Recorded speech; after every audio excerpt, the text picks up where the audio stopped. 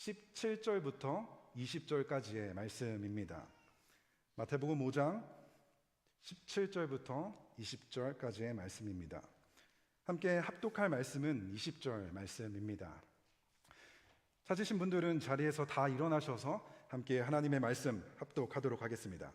함께 읽겠습니다. 시작. 내가 너희에게 말한다. 너희의 의가 율법학자들과 바리새파 사람들의 일보다 낫지 않으면 너희는 하늘나라에 들어가지 못할 것이다. 아멘. 자리에 앉으시고요. 혹시 착한 아이 증후군이라는 것을 들어보셨나요? 이 증상을 가지고 계신 분들은 내가 착한 사람이라는 것을 보여주기 위해 부단히 애를 쓰는 사람들인데요. 그런데 그 사람들이 하는 착한 말과 행동은 내 마음에서 우러나서 했다라기보다는 다른 사람들의 시선 때문에 나에 대한 어떠한 기대에 부응해주기 위해서 이러한 말과 행동을 하게 되는데요. 그래서 이러한 행동은 나의 마음에서부터 시작된 것이 아니기 때문에 늘 나는 나의 마음과 감정을 숨긴 채 살아가게 되는 것이죠. 그런데 문제는 시간이 지날수록 그들의 마음 깊숙한 곳에 마음의 병이 자리 잡게 된다는 것입니다. 남들이 생각하는 나의 모습과 나의 진짜 모습 사이에 너무나 큰 괴리감을 느끼기도 하고, 그동안 꾹꾹 참아왔던 나의 감정이 어느새 폭발해버리는 일들도 일어나게 된다는 것입니다. 그래서 저는요, 이 착한 아이 증후군이 우리 신앙생활에서도 비슷한 모습으로 나타난다고 생각을 하는데, 저는 이걸 거룩한 성도 증후군이라고 부르고 싶은데요, 오늘의 설교 제목이기도 합니다. 겉으로 볼 때는 거룩한 성도처럼 보여요. 믿음이 좋은 사람처럼 보이죠. 그런데 이러한 모습이 나의 마음속에서부터 시작된 것이 아니라 사람의 시선 때문에, 그들에게 인정을 받기 위해, 비난받지 않기 위해 진짜 나의 마음은 꽁꽁 숨긴 채 겉모습만 거룩한 성도처럼, 믿음 좋은 사람처럼 보이는 이러한 모습들이 우리 안에도 존재한다는 것이죠. 이곳에 아시는 분들은 아시겠지만 저는 목회자 가정에서 태어났습니다. 많은 분들이 종종 내가 교회에서 살다시피 했다라는 표현을 사용하는데, 저는 문자 그대로 정말 교회에 딸린 작은 방에서 5 식구가 함께 살게 되었습니다. 그래서 태어날 때부터 교회에 살면서 교회의 문화를 그 누구보다도 가까이서 배우게 되었죠. 교회를 다니시는 분들이 사용하는 말투, 그들의 행동들을 보면서 어떻게 하면 거룩해 보이는지, 어떻게 행동하면 믿음이 좋아 보이는지에 대해서 전문가가 다 되게 됐어요. 그렇게 저 역시도 믿음이 좋아 보이는, 거룩해 보이는 성도의 모습으로 저를 포장하는 이러한 신앙생활을 하게 되었는데, 그러면서 제가 느낀 거죠. 내가 오늘 말씀에서 이야기하는 거룩한 성도 증후군이 걸린 것이구나. 왜냐하면 저의 이러한 행동과 저의 말이 제 마음 깊숙한 곳에서부터 시작된, 내 마음의 변화로부터 시작된 이러한 행동이 아니라 다른 사람들의 시선 때문에 그저 겉모습만 그럴듯한 신앙인이 되어버린 것이죠. 그런데 이거는 결코 저만의 문제는 아니라고 생각을 하는데요.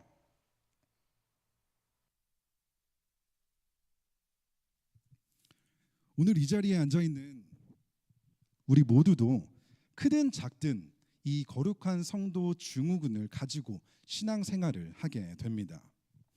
여러분들의 증상은 어느 정도이신가요? 교회 성도들이 생각하는 나의 모습과 진짜 나의 모습과에는 얼마나 큰 차이가 존재할까요? 주일 예배를 끝나고 문 밖을 나서는 순간 그동안 나를 포장하느라 긴장했던 나의 마음이 풀려 왠지 모름 피로감이 몰려오지는 않으신가요? 저만의 이야기는 아니라고 생각을 하는데 다행히도 좋은 소식이 있습니다. 오늘 말씀은 이 거룩한 성도 증후군으로부터 우리를 자유롭게 해줄 수 있는, 우리를 회복시켜 줄 수 있는 치료제가 있다라고 말씀을 하는데요. 오늘 말씀을 함께 살펴보면서 과연 그 치료제는 무엇인지 함께 찾아보는 시간을 가져보도록 하겠습니다. 오늘 본문 17절입니다. 제가 읽겠습니다. 내가 율법이나 예언자들의 말을 폐하러 온 줄로 생각하지 말아라. 폐하러 온 것이 아니라 완성하러 왔다. 아멘. 예수님께서는 자신의 말씀을 듣기 위해 모인 사람들에게 나는 율법이나 예언자들의 말을 폐하러 온 것이 아니라고 말씀하시죠. 그렇다면 먼저 오늘 본문에서 예수님께서 말씀하시는 율법과 예언자들의 말은 무엇을 의미하는 걸까요? 쉽게 말하면 구약 성경 전체를 의미하는 것입니다. 먼저 율법은 우리가 잘 알고 있는 것처럼 창세기부터 신명기까지의 말씀인 모세 오경을 뜻하고 있고, 이 율법에서는 하나님께서 이스라엘 백성들에게 주신 명령들, 그리고 하나님의 백성으로서 그들이 지켜야 하는 여러 가지 규칙들이 기록이 되어 있습니다. 그리고 예언자들의 말은 하나님께서 하나님의 뜻을 그의 선지자들에게 보내신 말씀인데요. 하나님께서는 선지자들을 통해서 이스라엘 백성들을 경고하시고 또 때로는 교훈을 해주시는 말씀을 전하시게 되죠. 다시 말해 예수님께서 오늘 본문에서 이야기하는 율법과 예언자들의 말은 구약 성경 전체를 뜻하고 더 깊은 의미에서는 하나님께서 이스라엘 백성들에게 주신 말씀, 곧 하나님의 백성으로서 살아가야 하는 삶의 규칙들을 이야기하고 있는 것입니다. 그런데 예수님께서는 왜 굳이 오늘 본문에서 내가 이것을 폐하러 온 것이 아니라고 이야기를 하셨던 것일까요? 그 이유는 그곳에 있었던 사람들이 예수님이 하시는 이러한 사역을 보다 보니 예수님을 오해했던 것입니다. 왜 그랬을까요? 가장 먼저 지금 예수님을 둘러싸고 있는 무리가 누구인지 기억하시나요? 지금 예수님의 말씀을 듣고 있었던 그 무리들은 온갖 질병에 걸린 환자들, 귀신 들린 사람들, 중풍병자들이었습니다. 그리고 이후에 예수님께서는 세리와 창녀, 그 당시 죄인이라고 여겨졌던 사람들과 늘 함께 하시게 되는데요. 그 당시 유대인들의 관점으로 볼 때에는 이러한 부류의 사람들은 모두 부정하다 여기게 되었죠. 율법은 이러한 부정한 사람들과 접촉해서는 절대 안 된다라고 이야기하며 가르치게 됩니다. 그런데 예수님께서는 늘 이러한 사람들과 함께 계셨던 거예요. 그뿐만이 아니라 예수님께서는 안식일에도 병자들과 함께 하시며 그들을 고쳐 주셨던 것이죠. 그렇게 율법에서 하지 말라고 말하는 이러한 행동을 예수님께서 하시는 이러한 모습을 보고 예수님께서는 우리가 그동안 지켜왔던 소중하게 생각했던 이 율법을 폐하러 없애러 오신 것이구나 라고 생각을 했던 거죠. 그러면서 은근히 그들의 마음 가운데 있었던 것은 그동안 나의 숨통을 조여왔던 이 율법을 이제 더 이상 지키지 않아도 되는구나 라는 생각을 하게 된 거죠. 그런데 저희도 이러한 비슷한 생각을 하지 않나요? 이제 예수님께서 이 땅에 오셨으니까, 이제 은혜의 시대가 열렸으니까 더 이상 율법을 지키지 않아도 된다고, 그리고 율법에 대한 여러 가지 설교를 들으면서 복음은 좋은 것이고 율법은 나쁜 것이라고 생각하는 이러한 생각이 우리에게 자리 잡고 있지는 않을까요? 그런데 예수님께서는 결코 그렇지 않다. 나는 율법을 폐하러 온 것이 아니라 율법을 완성하러 왔다라고 오늘 본문은 이야기하고 있어요.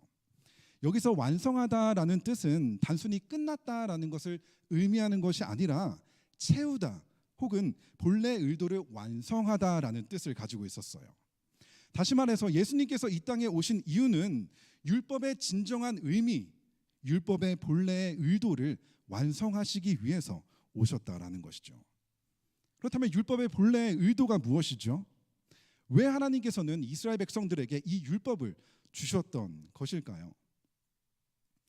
하나님께서 그들에게 율법을 주신 이유는 가장 먼저는 하나님의 거룩하심을 보여주시기 위해서였어요. 우리는 율법을 통해서 하나님께서 얼마나 거룩하신 분이신지, 하나님께서 얼마나 의로우신 분이신지를 보여주셨던 것이죠. 그리고 동시에 이러한 하나님의 거룩하심 앞에서 인간인 우리가 얼마나 부족하고 연약한지, 얼마나 큰 죄인인지를 깨닫게 해 주셨다는 거예요. 율법의 이러한 기준대로 나를 바라보게 되면 나에게는 아무런 소망이 없다는 것을 깨닫게 되는 것이죠. 그런데요, 하나님께서는 여기서 멈추지 않으시고 소망이 없는 나를 바라보는 것에 멈추지 않고 이제는 나를 구원할 메시아, 구원자를 소망하게 하며 그 구원자를 바라보게 해 주셨다라는 것입니다. 그렇게 하나님께서는 우리를 구원할 메시아를 보내주시겠다 약속하시고 결국 그 약속의 구원자이신 예수님께서 우리에게 와 주셨다는 것입니다. 그렇게 예수님께서는 우리의 구원자로 이 땅에 오심으로 율법을 완성시켜 주셨다는 것입니다. 그런데 예수님께서 율법을 완성하셨다라고 해서 율법이 더 이상 우리에게 필요 없는 것은 아닌데요. 오히려 예수님께서는 그분이 완성하신 이 율법은 여전히 우리의 신앙에 너무나 중요하고 예수님을 믿고 따르는 우리의 여정에 반드시 필요한 말씀이라고 이야기하시죠. 그래서 오늘 본문 18절을 보게 되면 예수님은 이렇게 말씀하시는데요. 내가 진정으로 너희에게 말한다. 천지가 없어지기 전에는 율법은 1.1획도 없어지지 않고 다 이루어질 것이다. 아멘. 한국에는 이런 표현들이 있어요. 내 눈에 흙이 들어가기 전까지는, 하늘이 두 쪽 나기 전까지는 절대 안 된다. 무언가 절대 일어나서는 안 된다는 것을 강조하는 표현으로 사용이 되는데요. 근데 오늘 본문에 예수님께서는 이것보다 더 강력한 표현을 사용하시죠. 예수님은 천지가 없어지기 전에는 율법의 1.1획도 없어지지 않을 것이라 말씀하세요. 천지가 없어지기 전에, 다시 말해 예수님께서 다시 우리에게 오시기 전까지는 율법의 말씀이 조금도 1.1획도 사라지지 않을 것이라고 말씀하세요. 그리고 더 나아가 이 모든 말씀이 반드시 이루어진다고 말씀하시죠. 이미 말씀드린 것처럼 하나님께서는 예수님을 통해 율법을 완성하셨습니다. 하지만 그렇다고 해서 우리가 더 이상 율법을 지키지 않아도 된다는 이야기는 아니었죠. 하나님께서는 예수님을 믿고 따르는 우리의 삶 가운데 이미 완성하신 이 율법의 말씀을 우리의 삶 가운데 이루어 가시겠다 약속해 주신 것입니다. 그렇기 때문에 우리는 이 율법의 말씀을 무시하거나 거부하는 신앙생활을 걸어가는 것이 아니라 이 율법을 우리 안에 이루어가는 존재라는 것을 반드시 기억해야 한다는 것이죠. 언제까지요? 예수님이 다시 오시는 그날까지 우리는 이 말씀을 우리 안에서 계속해서 이루어 가야 한다는 것입니다. 그런데 그 당시 많은 사람들은 이 율법의 말씀을 자신의 마음대로 재단하고 내 입맛대로 골라 순종하는 이러한 태도를 보이게 되는데요. 그래서 예수님께서는 19절에 이렇게 말씀하시는데요. 19절입니다. 함께 읽어볼까요? 그러므로 함께 읽겠습니다. 시작. 그러므로 누구든지 이 계명 가운데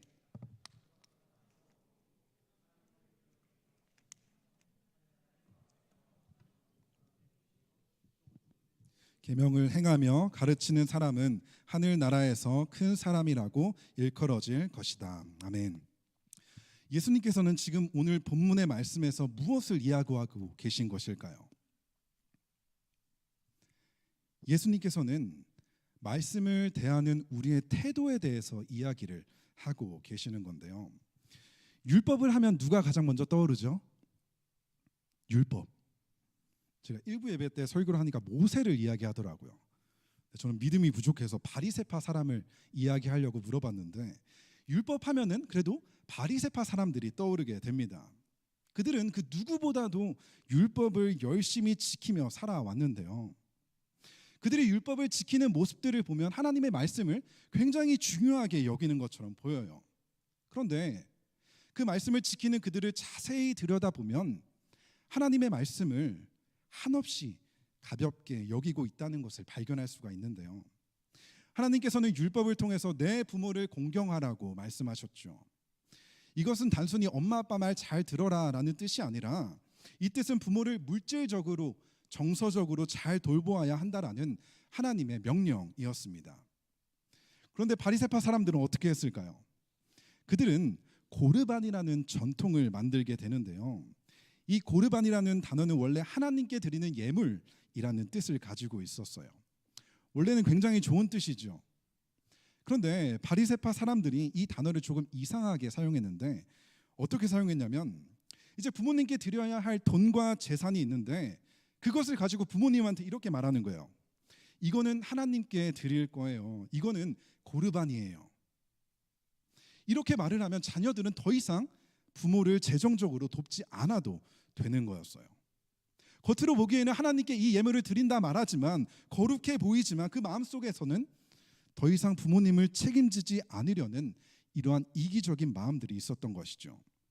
결국 하나님께서 주신 이 율법을 정면으로 거스르는 행동을 하게 된 것입니다.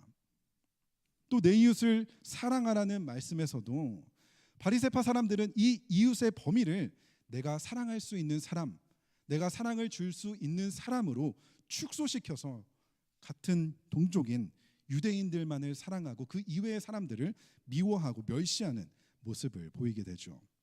그렇게 하나님의 말씀을 나의 입맛대로 내 마음대로 축소해 버렸던 것입니다. 자, 그렇다면 우리는 어떨까요? 우리는 하나님의 말씀을 어떻게 대하며 살아가고 있을까요? 혹시 우리는 하나님의 말씀을 뷔페처럼 대하고 있지는 않을까요? 접시에 내가 좋아하는 음식들만 담고 내가 싫어하는 음식들은 그냥 지나쳐 버리는 이러한 모습들, 나에게 유익이 되고 나에게 위로가 되는 이러한 말씀들은 우리가 붙잡지만 나에게 부담을 주거나 나의 마음을 불편하게 하는 이러한 말씀은 모른 척 그냥 지나쳐 버리지는 않나요? 하지만 하나님의 말씀은 우리가 선택하는 이러한 뷔페의 선택이 아니라는 거예요. 하나님의 말씀은, 또 운동하시는 분들도 많은데, 탄단지가 완벽하게 이루어진 우리의 영혼에 필요한 모든 영양소를 가지고 있는 완벽한 식단이라는 것이죠. 때로는 먹고 싶지 않은 말씀도 있어요. 부담이 되는 말씀도 있죠. 나의 마음을 불편해하게 하는 이러한 말씀도 분명히 있을 것이에요. 하지만 그런 경우에도 우리가 이 모든 말씀을 골고루 먹어야만 우리의 영혼이 건강하게 자라날 수 있게 된다는 거예요. 우리 아이를 키우시는 분들은 아시겠지만 아이가 밥을 잘 먹지 않으려고 해요. 그때 사용하는 치트키가 뭐죠? 뭐 보여주는 거 말고 아이가 밥을 잘 안 먹을 때 이제 김밥을 싸주게 됩니다. 제가 이야기하는 김밥은 뭐 단무지를 넣고 햄을 넣은 김밥이 아니라 말 그대로 김이랑 밥만 이렇게 싸주는 김밥인데, 이렇게 김밥만 싸주면 밥 한 그릇을 뚝딱 비우게 되죠. 그런데 아이가 다른 것을 잘 먹지 않는다고, 김만 잘 먹는다고 해서 매일마다 밥이랑 김만 주게 되면 어떻게 될까요? 시간이 지나면서 아이에게 필요한 영양소들을 섭취하지 못하기 때문에 건강을 잃어버리게 된다는 거예요. 우리의 영혼도 마찬가지죠. 하나님의 말씀을 편식하고 하나님의 말씀을 내 마음대로 먹게 될 때 우리의 영혼은 병들 수밖에 없게 된다는 것이죠.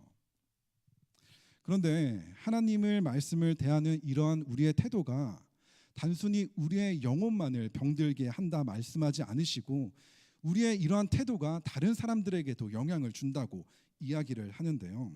오늘 본문을 다시 보게 되면 본문에 계명을 어기고 그렇게 가르치는 사람이 등장을 합니다. 이 말씀을 보면서 가르치는 사람? 나에게는 해당이 되지 않는다라고 생각할 수 있겠지만 정말 그럴까요?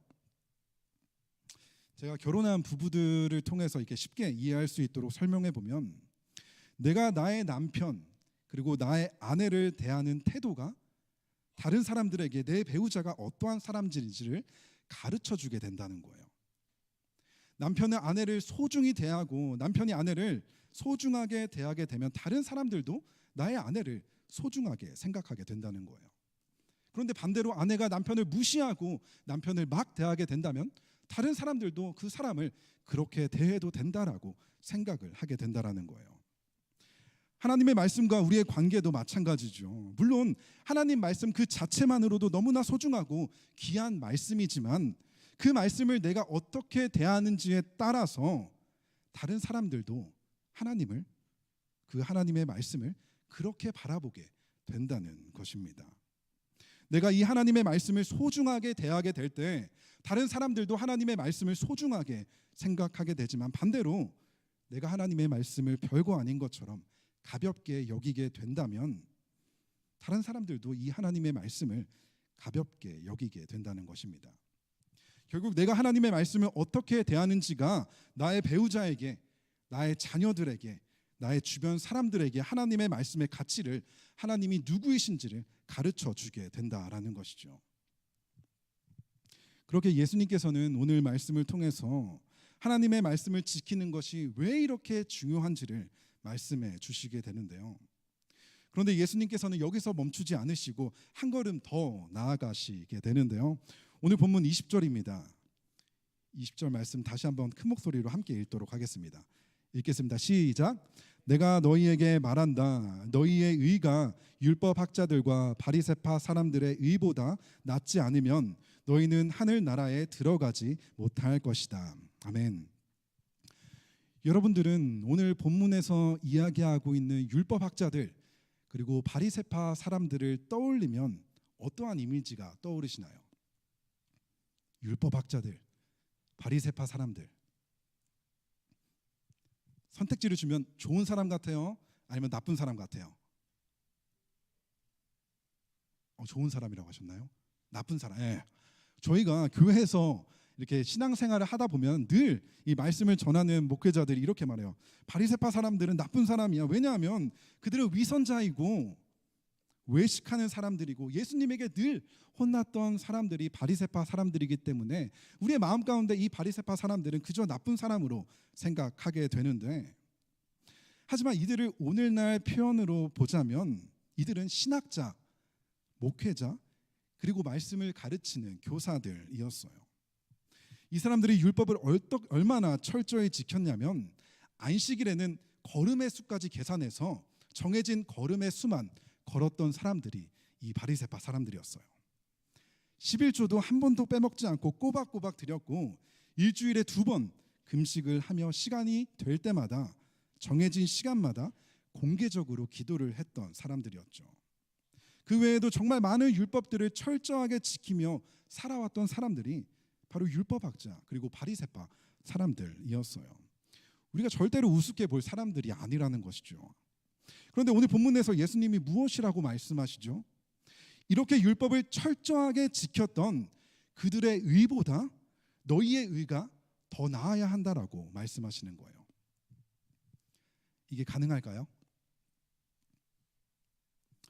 그들보다 율법을 더 철저히 지킬 수 있다라는 사람이 이 자리에 과연 얼마나 될까요?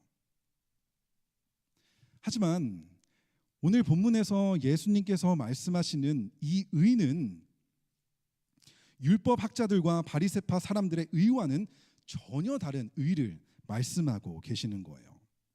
먼저 율법 학자들과 바리새파 사람들의 의는 어떠한 의였죠? 그들의 의는 율법을 지키는 나의 행위로 얻어지는 의였어요. 내가 이 율법을 지킴으로 하나님 앞에 설 수 있다. 내가 이것을 지킴으로 내가 의로워질 수 있다라는 이러한 행위로 의를 얻으려고 했던 사람들이었죠.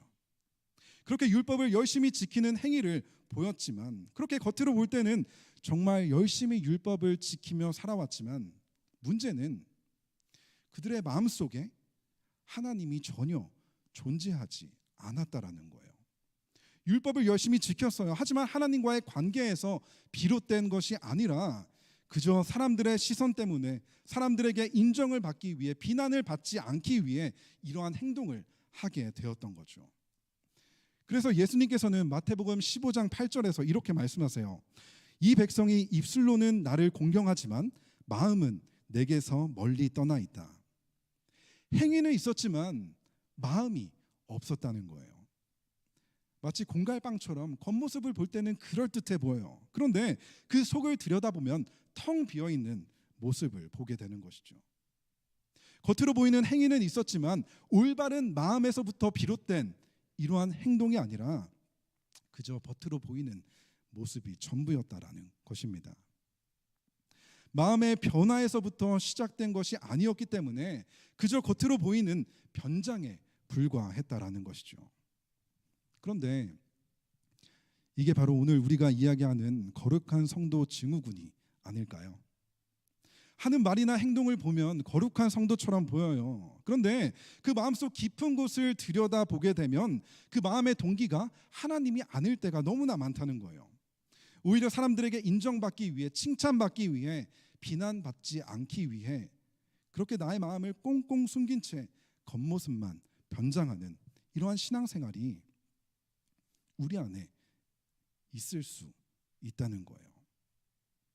그렇게 겉과 속이 다른 피곤한 신앙생활을 하게 되는데요.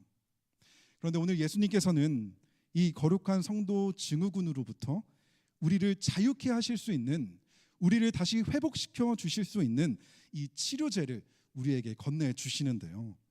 그것은 바로 예수님께서 말씀하시는 너희의 의입니다. 예수님께서 말씀하시는 너희의 의는 바로 복음, 예수 그리스도를 믿는 믿음으로 얻게 되는 하나님께서 주시는 의라는 것이죠. 이것은 나의 노력으로 얻어지는 것이 아니에요. 오직 예수 그리스도를 믿는 우리에게 주어주시는 하나님의 은혜의 선물이라는 것이죠. 우리가 받을 자격이 있기 때문에 그것을 받은 것이 아니라 받을 자격이 조금도 없는 우리에게 베풀어 주신 하나님의 사랑의 은혜라는 것이죠. 그렇기 때문에 우리는 더 이상 내가 어떤 사람인지를 증명해낼 필요가 없다는 거예요. 사랑을 받기 위해서, 인정을 받기 위해서, 받아들여지기 위해서 나의 겉모습을 포장할 필요도 없다는 거예요. 왜냐하면 하나님께서는 우리가 아직 죄인이었을 때에 이미 우리를 사랑해 주셨기 때문에 그 사랑을 받은 우리는 기꺼이 그분의 말씀인 율법의 말씀을 지킬 수 있게 되는 것이죠. 사랑을 받기 위해서가 아니라, 하나님에게 받아들여지기 위해서가 아니라 이미 우리에게 넘치도록 부어주신 그분의 사랑과 은혜에 대한 반응이 될 수 있다는 거예요. 정말로 사랑하는 연인 사이를 보게 되면 내가 이걸 해줘야지 저 사람이 나를 사랑해 주겠지, 이런 계산적인 마음을 가지고 행동을 하지 않아요. 오히려 내가 너무 사랑하니까 그냥 해주고 싶다라는 이 마음에서부터 행동으로 이어지게 되는 것이죠. 마찬가지로 우리의 신앙은 겉으로 보여지는 행위에서 시작되는 것이 아니라 마음속 깊은 곳에서부터 시작이 되어야 한다는 거예요. 예수 그리스도의 복음, 그분의 사랑이 우리의 마음과 영혼을 변화시켜 주시는 것이고 우리의 삶을 변화시켜 주신다라는 것입니다. 혹여나 이 거룩한 성도 증후군으로 인하여서 피곤한 신앙생활, 힘든 신앙생활을 하고 계시지는 않으셨나요? 이제는 더 이상 겉으로 보여지는 신앙이 아니라 주님과의 깊은 사랑의 관계 속에서 이제는 억지로 하는 것이 아니라 우리가 마음껏 그 안에서 누리며 자유한 이러한 신앙생활을 할 수 있게 된다는 것입니다. 오직 예수 그리스도의 복음, 그분의 사랑만이 이 거룩한 성도 증후군으로부터 우리를 자유케 하며 우리를 회복시켜 주실 줄 믿습니다. 주님의 그 놀라운 사랑과 은혜가 우리의 마음 가운데 강물처럼 흘러 나의 마음과 영혼을 변화시키고 나의 삶을 변화시킬 수 있기를 우리 구주 예수 그리스도의 이름으로 간절히 축복합니다. 이 시간 들은 말씀을 가지고 함께 기도했으면 좋겠는데요. 이제는 겉으로 보이는 우리의 신앙이 아니라 주님과의 깊은 사랑의 관계 속에서 시작되는 그러한 신앙의 삶을 살아가게 하여 주옵소서. 예수님께서 이미 우리를 사랑하셨고 그 사랑으로 우리를 자유케 하셨음을 믿음으로 받아들여 이제는 더 이상 사랑을 받기 위해 애쓰는 신앙생활이 아니라 이미 받은 그 사랑에 감사하며 반응하는 이러한 우리의 신앙이 되게 해달라고 이 시간 함께 기도하며 나아가겠습니다. 기도합니다. 하나님, 오늘 이 말씀의 시간을 통하여서 우리의 신앙을 다시 한번 돌아보게 하여 주시니 감사를 드립니다. 분명 예수님을 믿고 따른다 이야기하며 예수님께서 말씀하신 그 율법을 지키며 살아가지만 때로는 우리의 마음을 들여다보면 하나님을 너무나 사랑해서 하나님께 감사해서 하기보다는 그저 사람들의 시선 때문에 저 사람이 나를 어떻게 생각할까라는 이러한 마음으로부터 나의 말과 행동이 나오지 않았는지를 이 시간 우리를 돌아보기를 원합니다. 더 이상 겉으로 보여지는 신앙에 집착하는 것이 아니라 우리 마음 가운데 부어주신 그 하나님의 사랑과 은혜가 우리의 마음을 변화시키고 우리의 영혼을 변화시켜서 기꺼이 그분의 말씀에 순종하며 살아갈 수 있는 우리의 신앙이 되기를 원합니다. 주님께서 이미 우리에게 부어주신 그 사랑과 은혜가 우리의 마음 가운데 넘쳐 흘러 그분의 사랑과 은혜를 우리의 신앙의 여정 가운데 우리의 삶 가운데 마음껏 증거하며 살아갈 수 있는 우리 모두가 될 수 있도록 주님 은혜를 베풀어 주옵소서. 감사합니다. 오늘 말씀을 통하여서 우리의 마음을 다시 한번 점검케 하여 주시니 감사를 드립니다. 예수님을 믿는다 말하지만, 예수님을 따른다 말하지만 여전히 우리의 마음 가운데 주님의 사랑이, 주님을 향한 감사가 사라져버린, 그저 껍데기만 남은 신앙의 모습을 살아갈 때가 참 많이 있음을 고백합니다. 시간 다시 한번 주님의 복음 앞으로 나아가오니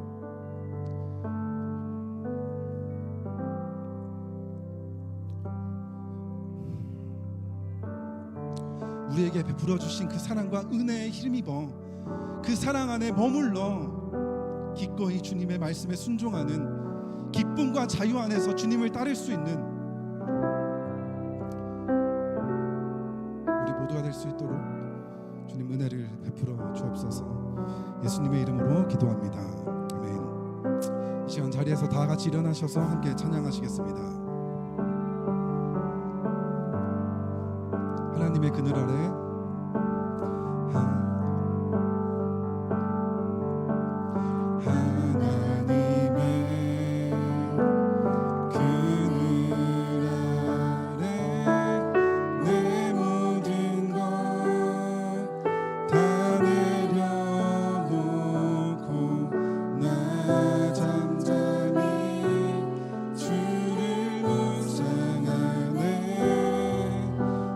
놀라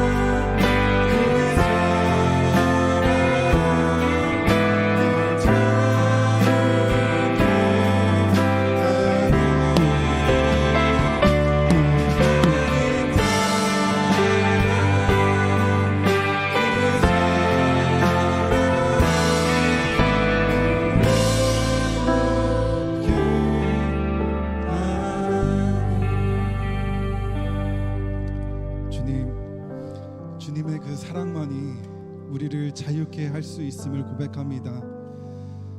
주님의 그 사랑만이 우리를 회복시켜 주실 줄 믿습니다. 주님의 그 사랑 안에 더 깊이 들어가 주님의 사랑을 우리의 마음속 더 깊은 곳에 간직하며 이제는 겉으로부터 시작되는 신앙생활이 아니라 우리의 마음 깊숙한 곳에서부터 흘러넘치는 주님의 사랑으로부터 시작되는 우리의 신앙생활이 되기를 간절히 기도합니다. 우리의 마음을 붙잡아 주시고 주님께로 더 가까이 나아가는 주님의 사랑 안에 더 머물 수 있는 우리 모두가 되게 하여 주옵소서. 이제는 우리 주 예수 그리스도의 은혜와 하나님 아버지의 무한하신 사랑하심과 성령님의 내주 교통하심이 이 자리에 오늘 예배를 드리며 주님의 사랑을 힘입어 주님의 그 놀라운 은혜를 힘입어 주님을 더욱더 사랑하겠노라, 주님의 말씀을 지키며 살아가겠노라 다짐하고 돌아가는 우리 모든 빛의 성도들 머리머리 위에 그들의 가정과 직장, 그들의 모든 관계들 위에도 이제로부터 영원토록 함께 하시기를 간절히 축원하옵나이다.